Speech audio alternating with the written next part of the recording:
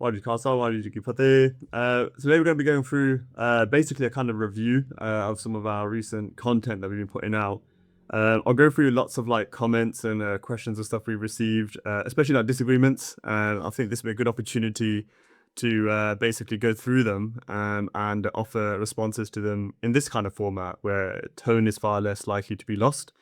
Because often what happens in the comment sections, people get brave, and then with this sort of format, we kind of like have time to think. We step back a little bit, the tone of voice, the non-verbal communication, all that kind of factor in to like kind of have a non-hostile engagement. Because a lot of this doesn't require hostile interactions or people getting that worked up about things. It requires this genuine, respectful, professional vichar and debate and disagreement. And that's what I hope to do. So we'll go through a lot of these, and if you do have a question yourself, feel free to leave a comment under this video, and when the next time I do these kind of roundups, then I'll go through them. We also have a kind of anonymous question form as well, where you can submit a question or a topic or even your own ideas and stuff for us to review or speak about. And I'll cover it again in one of these kind of videos. I'll leave a link to that as well in the comment section as well below the description. So let's go through the first one. The first one basically was on our video, Can Women Be in the Banjbiare? A lesson in respectful discourse. So if you actually watch the video, the actual contents of the video has kind of very little to do with the title of the video. It was more to do a kind of experiment, I suppose, or a way to use a certain clip as a prop to convey a deeper point through, which I believe is what the gurus are doing all the time throughout Gurbani and Itihas. They're taking existing traditions, existing histories, existing mythologies, but they kind of use that as a wrapper to convey their own conclusions or their own wisdoms through. And it's a similar sort of thing I'm trying to do now here. I mean, I shouldn't really have to explain this. It's quite obvious if anyone knows what a metaphor is. So, but clearly the reason why I'm stressing the importance of what it is because it goes over to lots of people's head, surprisingly, that, oh, this is what's going on. Like a story can be used to way to convey a deeper point without having to take it so literally. Again, for some reason, this doesn't seem to. I don't know, like a lot of people don't get it, which is apparent through again a lot of, well, not a lot. Most people do get it. It's just a small vocal minority that don't end up being quite loud about their confusion, and it can be quite humorous at times as well. But this comment is not one of those. This comment actually did understand the point of the video, I believe. And I wanted to read it through because I thought it was a good comment, and I'll give my response to it. So he says, not in 100% agreement with you on this one, but appreciate your viewpoint, which is key. I mean, that's what we're trying to do here. Like, I don't want everyone to like blindly follow what I say. I want you to consider it as another perspective, coinciding with potentially other perspectives that you might already have or might learn about, and come up to your own conclusions. I respect your sovereignty and your self-autonomy as an individual. And I believe that by giving you more choices, that in turn is by definition more freedom, which can then help you navigate reality, hopefully with more accurate interpretations and perceptions of things. So by providing you with other perspectives, it helps you reach your own conclusions and even strengthen your existing positions. You might look at what something I wrote or said or video I've made, and you still believe what you believe. But now you might believe that even stronger because you've heard a counter argument. You've thought about it even more and say, no, I'm still wrong. I still believe it because of this reason. So now your initial position is even strengthened. So even if you don't agree with me, simply by engaging in multiple and diverse perspectives is advantageous for us all. So yeah, so again, I appreciate your appreciation of our viewpoint here. I was always taught only Guru couldn't make a mistake. I don't think there's much difference to Saints and Shaheeds in respect, but if on a Panthic level someone has achieved title or status, then we should respect it if we're going to advance unity. To me and my learning of 1984, Sant Singh will always remain a saint. And I really value and respect your perspective on this. And I also like the fact that you personalized it, that you're saying, no, the Sikhs believe this or the Khalsa believe this. You're saying, to me and my learning. And this is the kind of mature respectful way to approach discussion and do vichar, because now you're not impeding on others' autonomy to think for themselves. You're actually saying others might have different opinions. Here's mine, and here's what I want to contribute towards it. What do you think? That's a better way to do vichar. And for some reason in the Panth, we're just very immature regarding this very simple level of decorum. So I appreciate it every time I see people who can be respectful, who speak from their own behalf, not others' behalf, and just genuinely respectful. And again, and I think most of your sort of like comment here, like a bit of Mungal done before I go into it. But I think it's important to identify, highlight, and make this very, very clear that this is worthy of praise. So the second part then, when he talks about, I don't think there's much difference to saints and shaheeds in respect. Again, this is a personal thing. I personally, again, from my own personal perspective, think there is now, perhaps more than ever, simply because to become a sant or saint is not as difficult as it might have been before. These days, lots of people are being called saints and Santa Babe and all this kind of stuff. And very often is the case that, later on, it's found out that they're complete degenerates, and then everyone brushes it under the carpet. So the more this happens, the more it kind of erodes confidence in the label setting exercise of that's a sant, that's a sant, that's a sant, sant this, sant that. And when that starts happening, and individuals like myself and many others start looking at this and saying like, yeah, maybe what this titling of sant to people is probably not a very good thing to do, in the way we're doing it is a very lackluster way.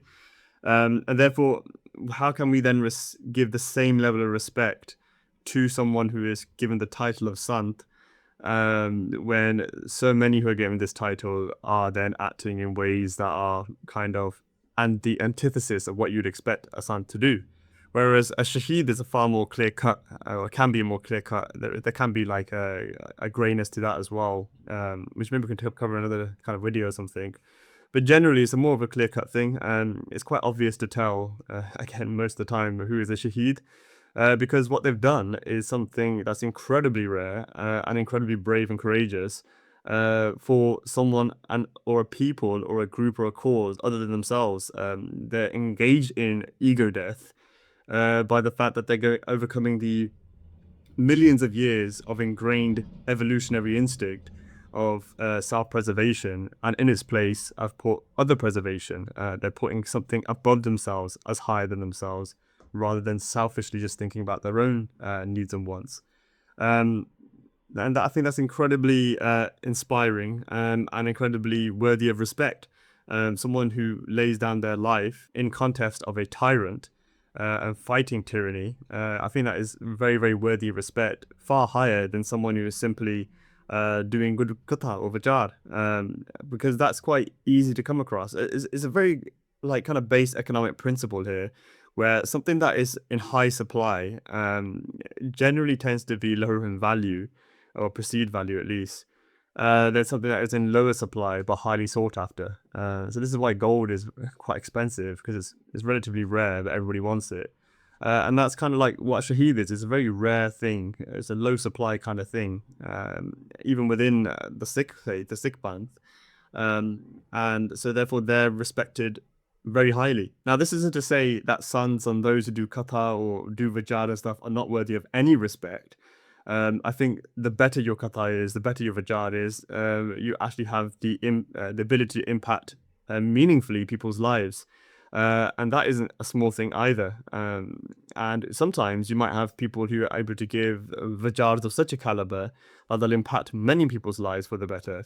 And then therefore their respect levels then go way high, probably even higher than some shaheeds. There's many shaheeds that died in the 80s and 90s, which are completely nameless. A lot of the Panthic don't know who they are. Yet you'll find people who will know the names quite readily of Katawajiks who have ascended to a perceived sainthood, because they've been personally affected by their vichaars and improved their lives for the better. So it does come down to a personal kind of subjective respect standard when it comes to this sort of topic. But for me, when I call Shaheed Janelle Singh rather than Sant Janelle Singh, it's more so because I respect him for his Shahidi far more than I respect him for his Santhood. Because again, the term Sant is so overused, I don't have much confidence in it anymore, nor do I really trust the individuals who are calling him Sant and their judgment of things, given how poorly they've judged other aspects and how wonky they seem to be in various vichaars, and that I've sort of experienced when I did vichaar with them personally. So if I can't really trust them and their judgment on certain things, why do they then turn off my critical thinking when it comes to their labeling of who's a sant and who isn't? What I can more accurately and more coherently and obviously determine is whether Shaheed Janelle Singh was a Shaheed or not. And for that, I can see a much stronger argument. But when you hear people who are, when they themselves are doing katha, that they'll purposely skip lines of certain grants like Panthic or Surya Prakash that doesn't fit within their kind of paradigms or their agendas, in order to censor information to the Sangat. I find that incredibly dishonorable and untrustworthy behavior. So why then would I trust them when it comes to them telling me, "Oh, believe in this person because he's a sant"? It's like I don't really trust your judgment and your decision making to do that in the first place. Why would I trust you to this for that? So I have to assess the arguments independently. So when I listen to Shaheed Singh's Vichaars on various subjects, I think he's incredibly impactful. Even the clip that I've put in this video, I think the way he's navigated the question is incredibly powerful. Hence why I used it as a prop and set it as a template, as a standard in which we should model our own Vichaars and disagreement conducting process off of. But that doesn't mean that I blindly agree with every single thing he said. I think some things he said were incorrect or I disagree with. And this is in particular regards to meat eating, for instance. I think the evidence is abundantly clear that sayings of the past, including the Gurus themselves, ate meat. And the Khalsa, as the Guru, was also encouraged to eat meat and go hunting, all this kind of stuff. So I don't see that gelling quite well. So I think he made a mistake in some degree in there. Now, that doesn't detract from the fact that I think he should still be revered and respected. But I revere and respect him because he was Shaheed and because he fought against tyranny and he fought against the state that was oppressing them. So I respect all these things. That's what I respect him for. But that does not now mean that I have to blindly accept all his viewpoints because this doesn't work with anyone. Like I might watch a lot of Jordan Peterson stuff. I used to watch that quite a bit first early starting the Azads and stuff. But Jordan Peterson changed over time, and even back then I didn't agree with everything he said. I was speaking to someone else about this recently, but I really enjoyed his Bible series the most. That's how I got into like Jordan Peterson topics. I was less so on the political stuff. And then over time, I became less agreeing with even his kind of like theological perspective on things. But that's fine. I mean, I still respect the guy. But if he starts doing stuff that is like crazily like off the board and like advocating for genocide or something like that, then I'll start disrespecting it. So like this respect thing as well, doesn't have to be a static thing either. Just because someone did this, now you have to blindly agree with all their positions. That's just not very rational or reasonable way to look at things. And I can't remember if I said this in the actual video itself, but there's a Panthic Sakhi by Ranjit Singh Pangu, another Shaheed, where he talks about someone called Mitch Singh and his kind of like charisma. Of maybe it was Mitch Singh, was it Dada Singh, one of the two. And he basically very charismatic, kind of egotistical individual who kind of convinced the Singhs to go raiding with him. And the elder veterans were like, "No, don't do that. You're gonna get like rushed by the Mongols. They were lying in wait for you." And he ignored them and said, "No, no, we're going to cross the river. We're going to get the villages. We're going to do the looting, whatever." And they did it. And then they stacked themselves up with so much loot. They became heavy and stuff. They couldn't get back to the river like quick enough. And the Mughals were lying in wait, and they came and just decimated them all. They killed them all, right? They all became Shaheed. Now, Ratan Singh writes to Saki and like says, "Oh yeah, his kind of ego got the better of him," all that kind of stuff, right? And he highlights the mistakes, highlights the disagreement, but he still gives the due respect that he became Shaheed and that we should respect Shaheeds. And that's the very similar mindset I take now with some figures like Shaheed Janelle Singh, that even though I might personally disagree with this methodology or this position he takes, doesn't mean I should now disrespect him. Because he still gave Shahidi for the Band and contested tyranny. He did what a caste is meant to be doing. And for those reasons, I respect him massively. I respect him more so that I'd wager than many of the kind of blind worshippers who have idolized him and don't want to learn anything from him in terms of actually critically analyzing and assessing his actions so we can apply principles today. They don't want to do any of that. They just want to eulogize everything and place the guy on the pedestal to be worshipped. And I think that's incredibly wrong. I don't think that's Gurmat, in my opinion, either. So I don't do that. So what I do to respect Shaheed Janelle Singh is recognize what he did, what he fought for, and work out, well, in the modern day, how can we further this cause of Dharam Yudh in a modern fashion that's hopefully more successful in achieving the goals. If not myself, maybe I can contribute at least to a wider solution or a wider group that can do this. So this is what we do as a Bunga. We respect the Shaheeds, we revere the Shaheeds, we study the Shaheeds, their ideologies, their methodologies, their positions, and we try to extract the principles, put it through a kind of Gurbani framework, and see how it can be best applied for today. In order to create a better future, right? So that's what we're trying to do. But doing that process can be quite difficult when you have individuals who are so blind in their worship for figures in our history, that they're willing to resort to violence and threats of violence, all this kind of stuff, because you're simply questioning, or you're simply questioning things. And also in this comment, he talks about it's on a Panthic level, someone's achieved a title or status. Now, this term Panthic level, it's not as clear cut as people sort of make it out to seem. What determines whether something is a Panthic position or is a not Panthic position? Because if it's simply majoritarianism, then that's not a good standard to have at all. I don't think we should operate on a basis of like a kind of Western style democracy kind of tradition where simply whatever most people say is true. Because in general, in most populations, and this is true for any extent, or like whatever societies we pick, most people are going to be uninformed. There's only a very a small minority of people who are the most informed.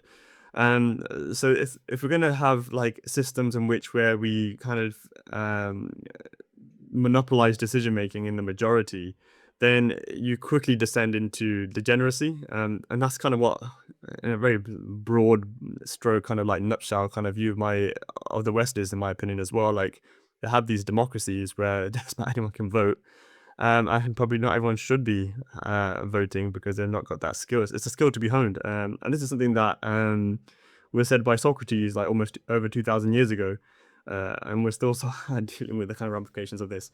But that aside, I don't think we as a bunch should operate on a majoritarian basis. And again, another example is the meat topic. It's quite clear if you look at the evidence that meat is permissible. Yet the majority of Sikhs, especially Amritari Sikhs, so-called Amritari Sikhs, abstain from meat eating and they pick vegetarian diets. Now, if we simply put on a majority basis, then yeah, vegetarianism will be the norm and that'll be the standard. But it isn't, because we have old texts, traditions, and even non-Sikh sources showing that yeah, eating meat is kind of fine. Even Gurbani itself, Maas Maska Murjaga, let's check out our video going through that Shabad and explaining the real meaning behind it and the Saki that led to the Shabad being revealed as well. So these kind of things are quite clear to the informed, but it just so happens the majority happen to be uninformed. This is also the kind of basis of the Vichaar, that is the Guru publication that we released, which you can purchase on shop.bungaazadi.com or read for free completely online in our Vichaar repository at bungaazadi.com. And I go through consensus building in the Khalsa and how it should probably work, and I go through a system of missalocracy. So it's not like I believe it's just be complete anarchy and chaos, but there is a kind of like ordered system that I think we can achieve to do decision making and reach consensus on, and I reveal that process in quite some detail in that publication. So if you're interested, check that out. And this kind of like ideal he's pointing towards regarding advancing unity, I don't agree with that either. I don't think we should be blindly placing this concept of unity as kind of highest ideal in which to obtain. In reality, conducting this exercise of trying to build unity with people and Panthic orgs and stuff, the reality is very different, right?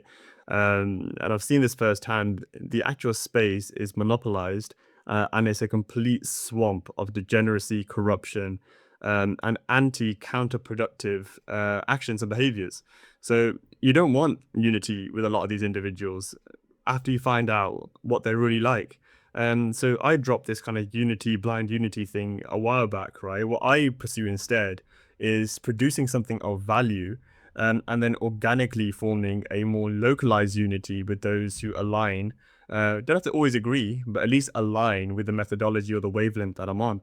And then the unity between us is far stronger and far more effective at actually producing outcomes and results that we set and that we want, than some kind of surface level kind of blind Ekta that's very brittle and brushes issues and disagreements under the carpet for only them to fester and probably come out worse later on down the line.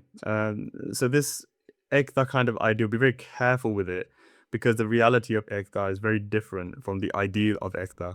And I've seen this firsthand. Many of us have seen this firsthand, hence why we operate the way we do. And hence why we kind of get called like decisive and all this kind of stuff.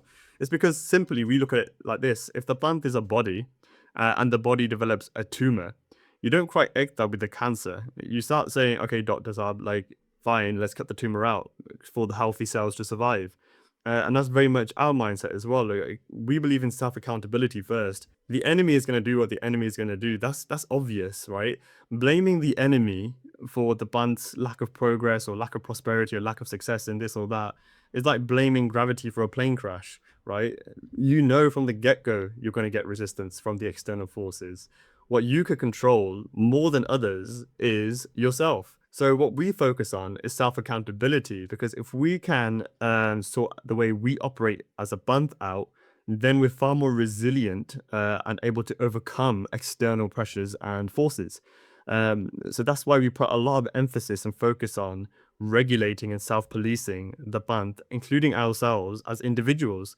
Because change starts from home, from your own individual mindsets. And if you haven't got that sorted out, which many people don't, then forget contesting enemies, because enemies tend to be unified in certain ways, but they don't always tend to be massive conglomerate enemies. I know a lot of the kind of like neo-Khalistanis and the Khalistani movement in general are very against India, but specifically not all of India that's against you. It's the Indian government that's against you.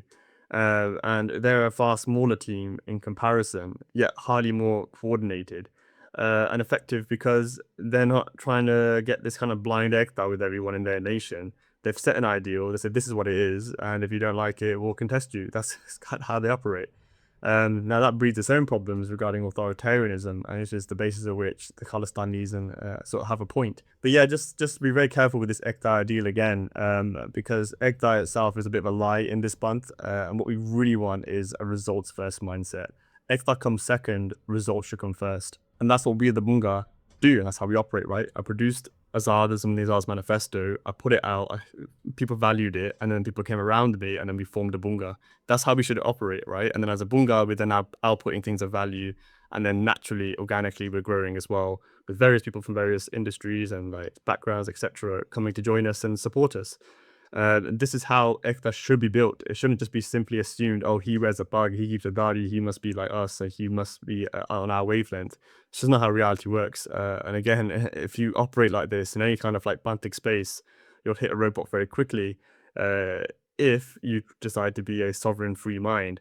If you're going to be a blind sheep, then you'll do very well, right? You'll get like captured by whatever Panthic interest, and you'll just blindly do whatever people tell you. But as a Singh, as a Khalsa Panthi, I refuse to be a sheep. And many of my brothers and sisters in this Bunga also refuse to be sheeps. So we operate differently. And it's working well for us so far. And we're hitting our targets and goals slowly but surely.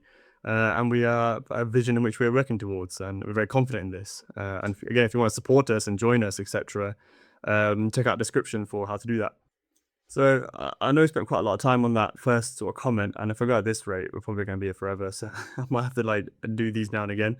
But I want to cover this next comment on another video we did called what is it called? Sikhi Camp Vichaar Exposed Drugs, Meat, and Sikhi.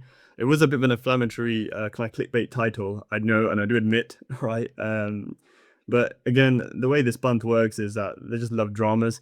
Like I've come out with like stuff, very boring titles for things in the past, right? On like content or whatever, and the amount of like insights in there that I've tried to include, like mechanics of statecraft, all this kind of stuff, is very dry. But people don't really like connect with that as much. The rare minority, very valued minority, will, and it's them I try to form that with as well. But if I wanted to get a wider point out, then because you guys as a plant, I'm blaming you guys for this, is so addicted to drama and controversy. This is what we do. We're gonna have to like pander to you a little bit. So that, I mean, let's treat it like this, like a Trojan horse. We get ourselves in to your attention spans, and then we'll try our best to convey wisdom and valued perspectives. That's what we try to do, and it seems to work. It works quite well actually. This strategy we've been trying it since starting the page. And over and over time again, it yields the kind of results. It works every time, right? You guys fall for it every time, right? So don't blame me for these clickbait titles. Blame yourselves, right? This is what you guys are addicted to. But joking aside, I do encourage you guys to watch this video, and I did try to the best of my ability, convey my disagreement respectfully. At the end of the day, he's presenting his opinion and perspective, and I have every right to present mine. We both have right to do this, and it's up to you as a Sangat now to consider both sides and ultimately come up to your own conclusions after hearing both perspectives. What we're trying to contest, at least success for us, is not having just another monopoly perspective to take over and say everyone think like us now. Our success standard is the presence of many diverse opinions and perspectives. So Sangat can have a far more resilient Vichaar space in which to come to their own conclusions, and very robust conclusions that can stand up scrutiny, especially from external pressures.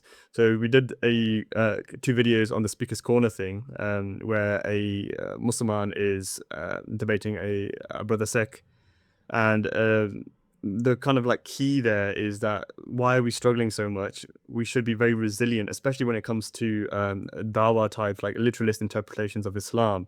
It should be very easy to refute a lot of this, but a lot of Sikhs end up so struggling. The thing in the video did very well, but in general, Singhs and Sikhs in general struggle is because we don't have a robust enough kind of Vichar environment within our own safe Sikh spaces. So we just basically regurgitate kind of like brutal Shraddha points to each other, and then they kind of topple in the smallest amount of logic and reason. And again, it's something we've seen firsthand. But to the comment I wanted to talk about, essentially it was this one. So this individual says the main crux of what the Parcharak is talking about is drug abuse / misuse amongst the Naujuan under the guise of Maryada. No, I don't think that is the case. If you listen to the clip, like I included in the actual video itself, whilst yes, he makes some points related to this, which I actually give him and say yes, and I reason with him on this. The main crux of my video, my disagreement with the way the Parcharak has presented this, is that he's using Gurbani to make it seem like things like meat, an auxiliary topic, is completely banned and against your Sikhi, and that your diet has an impact on your spirituality. That was the bit I was contesting, and I was also contesting the kind of shoddy use of interpreting Gurbani in the way that he was, by contrasting it with another Shabad and then putting the question to him that how do you reconcile seemingly contradictory positions in Gurbani, and then I follow up by providing an answer of how I reconcile it, by expanding on the context of the Shabbats I was talking about. So that's what I was doing. It's more of a video on the topic of interpretive frameworks in Gurbani. So if I had to give it like a boring title regarding the clickbait title, it'd probably be something related to those kind of lines of things. I think many people who were upset by me contesting Mandeep Singh's position on this were upset because they think I'm somehow like, because they're a very black and white kind of like false dichotomy fallacy type way of thinking, where they think, oh, he's being against drugs and meat, therefore the other side is completely blanketly pro drugs and meat. Whereas the actual video, if you watch it the full, is quite nuanced. I mean, it's like, how long was the video? It was like over an hour. Yeah, it was over an hour long. If that was simply my position, we wouldn't need an hour and 15 minutes to simply say that. There's obviously more nuance to it, which the against side, who are quite clearly emotional about me disagreeing, are trying to downplay and dumb down and construct strawmen arguments regarding what I was saying. But anyone who's watched the video, like many of the other commenters, did watch the video and understand. They seem to get the points I was making and recognize that it was actually a nuanced take to things rather than a blanket this way, blanket that way, black and white. In fact, I think some of the first points I was making in the video is that the topic isn't as black and white, and to make it black and white is what I'm disagreeing with. Even quickly on this support thing, we got a lot of support for this video from all sorts of places, like some places you wouldn't even expect. And I really appreciate the support we got from this, and it shows us that there is an appetite for a bit pushback on some of the standard narratives that play in the band at the moment. And that we were able to successfully offer an alternative perspective that resonated with a lot of people. Now, that doesn't mean everyone resonated with it. That's fine. I mean, we go into these things from the get-go knowing not everyone's going to resonate with it. But our aim here, again, like I said earlier, is not to get another monopoly opinion pushed in so everyone follows us and forgets about everybody else. Is to offer our new perspective as another perspective amongst a wide array of perspectives. That's all we're doing here, and that's what I did with this video. But obviously, some people with their own agendas, with their own biases, etc., they won't be able to see past some of those kind of simple things. Your responses focus too much on meat, which is a separate issue and not anywhere near as serious. That's fine, but so was the initial Pracharak's video. A lot of his topic revolved around meat, and I mean, in fact, the shower that he referenced was on the topic of meat as well. And his interpretation actually blanketly included all meat too. So it was highly appropriate me explaining it in this way. Although I will take your feedback if you think I should have done more on the kind of like drug side of things. Fair enough. And that's probably a mistake that I've made, and I admit to it, and I'll think about it for next time. So you go on to then say, get straight to the point and have an open discussion about Sukha. Tell us why it's used in Dalband. Was it a painkiller? Is it for concentration? Or general health? Or is it everyday use or only during jung? So if you're asking me why was it used in Dalband, you probably should go ask like things in Dalband regarding what I do. Because I'm not in Dalband. I'm not a kind of Dalband and Hang Sing. I'm kind of like independent. I don't actually subscribe to any sampradaya. What I do is I take value from any sampradaya I can get. Like if I think Taksalis make good points about certain things, I'll say, okay, that's a good point. I'll take that. If Nahangs make certain good points about certain things, I'm like, yeah, that makes sense to me. I'll take that. But I'm not kind of like a follower of any of these kind of things. So there seems to be a big misconception as well in general that those who kind of are in the pro-meat position of the kind of meat debate, we are by default all part of like Buddha Dal or something. That's not the case. There's a lot of us things who are not in the Dals or part of them, who accept the arguments being made on the basis of the evidence alone. What we try to avoid doing is simply accept things because a Baba said it. What we want to do is actually say, well, here's what the Guru has said, here's what Itihas shows, how do we reconcile it, how do we cross-compare, what do these sources say? We try to form a more informed opinion, and we also try to do it through debate. A lot of my positions that I hold today are a result of me having positions before I debated, was proven wrong about things, and then changed my mind on the basis of the evidence. That's how I operate. That's how I think. That's why I keep encouraging debate and disagreement, and like almost every post that we do, because I want to have my ideas tested, so my bad ideas can be replaced by better ideas. I don't have any attachment to a lot of my ideas, right? Like I'm happy to change them. I want to change them because all I'm doing here, our brains are kind of like machine learning models, right? We're trying to predict reality. So the training data we get in, we train on it in order to make predictions on data we haven't seen. So if our training data is faulty, then the predictions we're going to make are going to be not that accurate, right? So that's why I'm very heavy on trying to refine the information I get in. It's because then the outputs I get push out in terms of like the Vichaars and the positions I take, the projects I take on, will hopefully be more relevant and accurate and effective. That's the goal here. So I'm not really that attached to the ideas, but others seem to be. What we see a lot of is people who have attached their egos to their ideas. So an attack on their idea is perceived as an attack on their ego, and they take it very personally, and they lash out personally as well. And again, this is the reason why I keep pushing for respectful professional discourse and debate in Vichaar, because the way of doing Vichaar is extremely important if we as a Panth want to flourish and progress and attain prosperity. We can't do that if people are highly emotional and throw reason out the window. So yeah, going back to the comment then, was it used as a painkiller? I've heard a lot of that reports as well, that in the battlefield when you've suffered an injury, I mean, it's not like how it was back in the day where, well, how it is today in modern warfare, where you have like combat medics who are fully qualified doctors, etc., trained with all sorts of like kind of things, drugs. Back then you'd use like a lot of like natural remedies, and like marijuana was a big one. Is it for concentration? Well, sometimes it can be. I mean, it depends on the doses you take and the kind of setting you take it in, and with the intent you're taking with it as well. So if you take it with the intent to like kind of do Nama Bias and do Simran and stuff, it can be an aid. But again, this isn't for everyone. For some people, they don't react well to it. Some people react better to it. It's an individual case by case thing. I think again, what I'm making the point in the video is, just blanketly black and white looking at things is probably the wrong way to do it. There is nuanced takes to be had. And if you look into the research of this in non-Sikh scenarios, I think that's quite an enlightening thing to do. And I think what I encourage everyone to do is to do their own research on this and make decisions for themselves. Um, if you are someone who is passionate about this topic and you have a really nuanced take or two, etc., and you well researched on it, get in touch. Maybe we could jump on a video like this, and I could interview on it, and you can enlighten us about these things. Admittedly, I've not really looked into the Sukha topic that heavily. I've got some general understandings about it. I've tried it myself in the past, and I've been fine. I've never taken like copious amounts of it in which I'm like become like an umli or anything. When we took it, it was solely with the intent of doing an Naam Simran with it, and I enjoyed it. I really liked that experience when I did it. I thought it was very helpful. Do I need it? No, I can do the Naam Simran without it quite happily as well. So that's why I don't regularly do or anything. There's no kind of like desire with me personally to seek out this experience or seek out these like Sukha and stuff. It just is what it is. It's just a natural thing, right? The same way like with doof, like the kind of doof example I gave in the main video.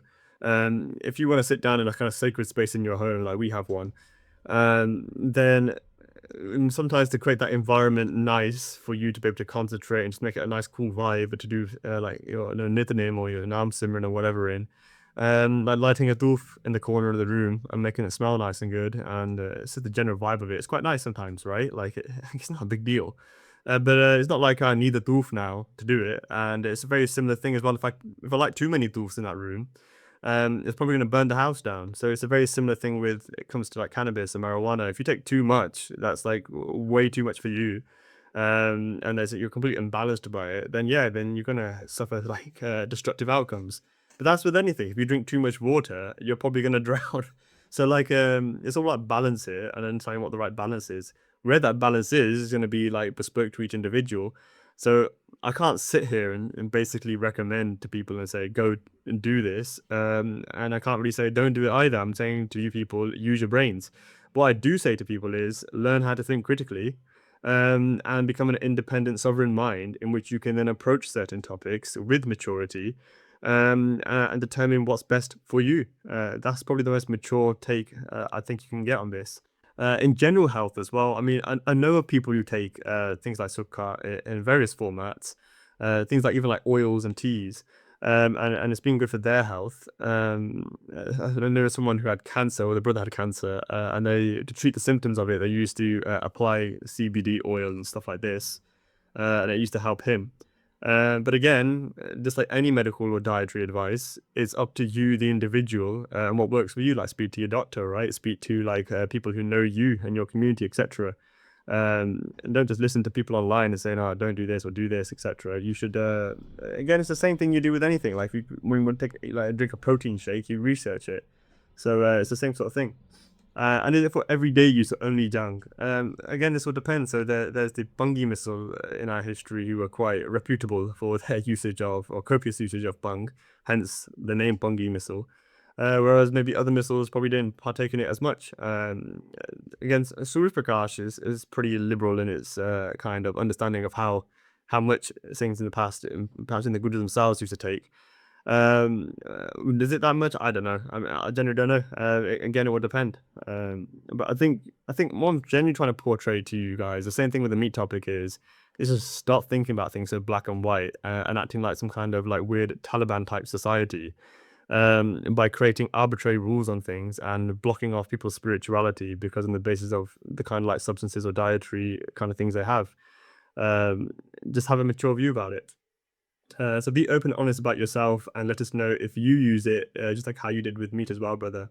Yeah, I just mentioned I've used it in the past occasionally. I don't use it that much. I've not used it in a few years now, actually. So, I mean, I'm not opposed to it. I'm not a big deal with it either. It's just a thing. Like it's not a big deal either way.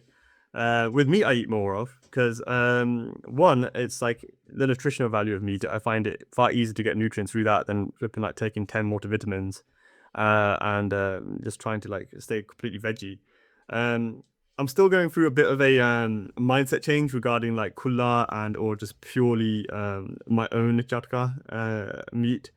Um, I want to hear debates on it, and there's maybe some debates we'll probably set up regarding different viewpoints on this. But yeah, I do meet quite regularly as well. Yeah, and again, I've also hunted. We've done the experience where I hunted 2 days, got their venison, and I ate that as well. And I think it's probably the best out of all of this because, in generally as well, I think we should probably think about a project or something like this where we can create some kind of pipeline, I suppose, where we can encourage things to go do hunting, with those things who want to do it, and get big cool boxes of deep freezers, and then you'll have a good meat supply for a very long time. Because I did 2 days, and we couldn't fit all the deer meat in the box. I took a box that's too small.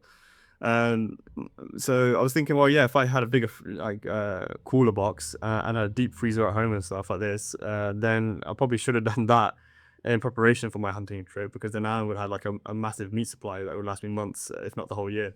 But yeah, again, I know your question here was more regarding the drug concern bit, but you're thinking of it in a very Christian kind of Western way, where like, oh, drugs are bad or kind of stuff.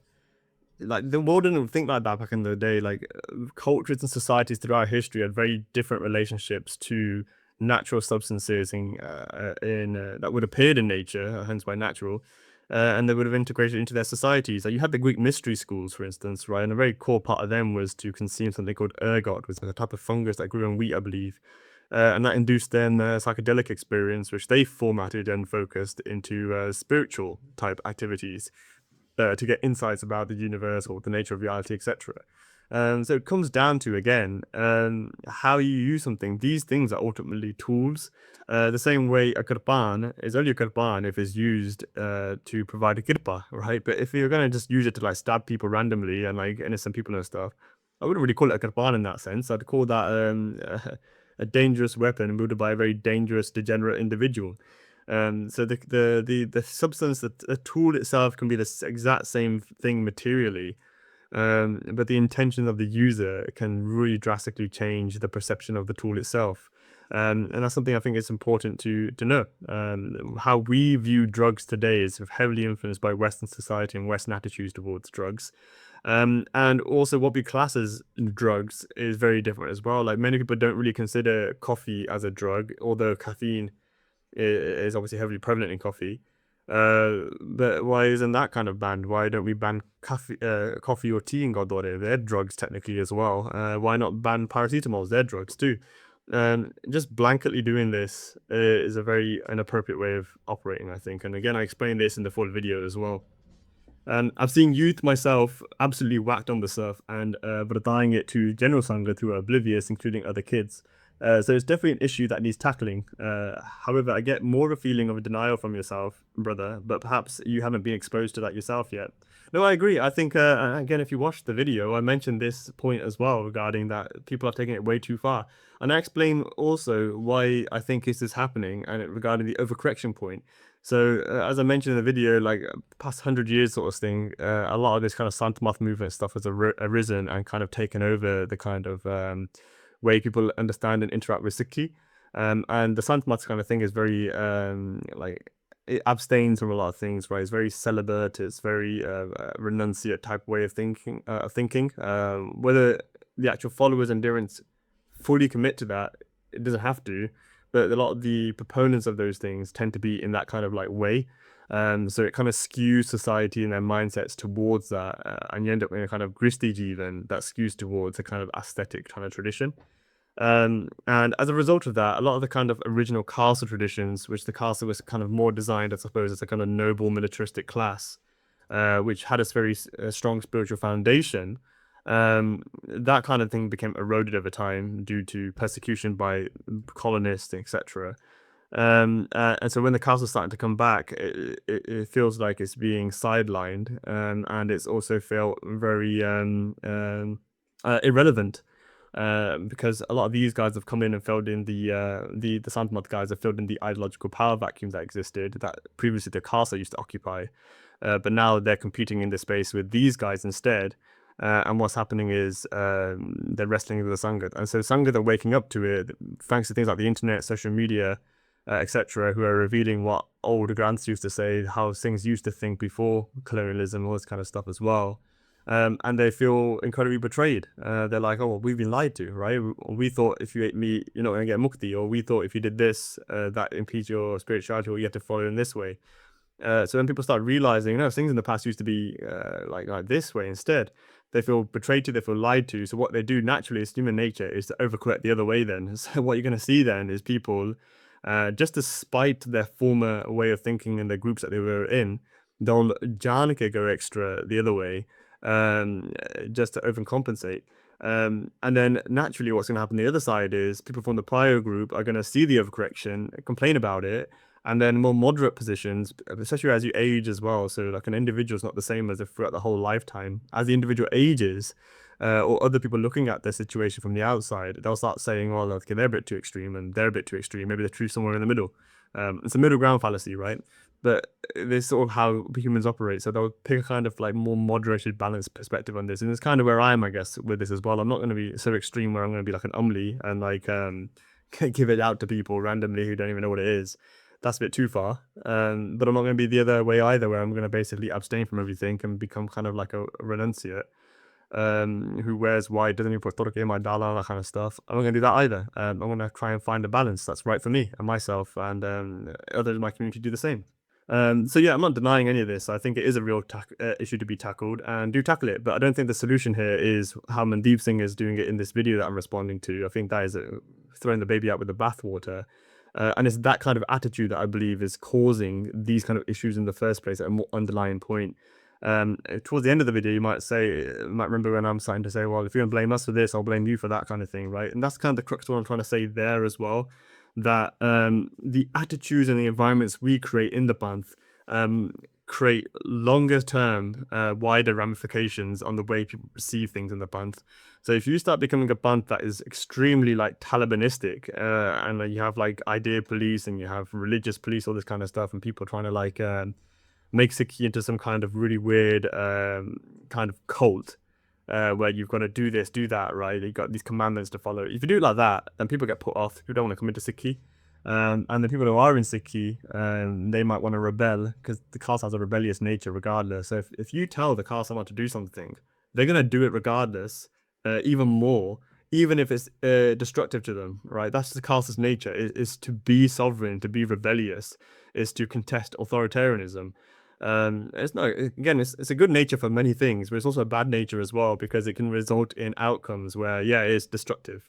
So it's not always appropriate to be so rebellious. Sometimes it's better to be a bit more strategic, and be a bit more tactful with the way you go about things.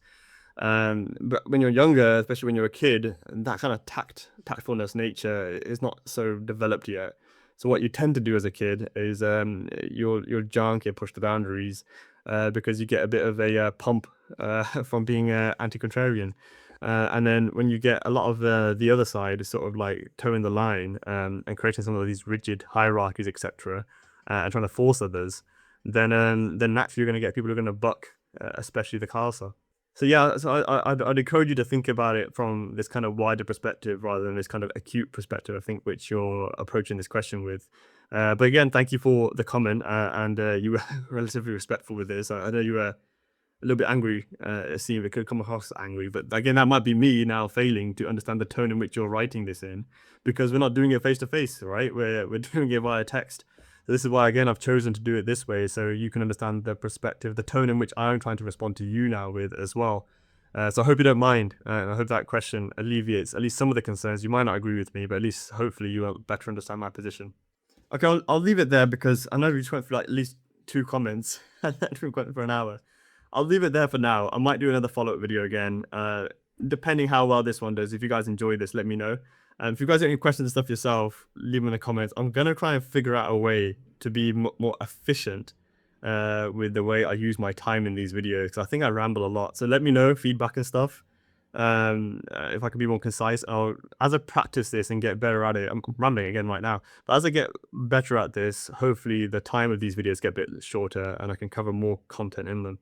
But if you have been listening the whole way through, thank you very much. I appreciate your time. If you want to support the Bunga via your The Swan, then consider becoming a paid subscriber to our Substack. and we'll send you over a donor document which explains how we use your funds as well. So yeah, let us know any feedback, questions. Check out the description, and I'll see you guys again soon. Wadi Khalsa, Wadi Jagi Fateh.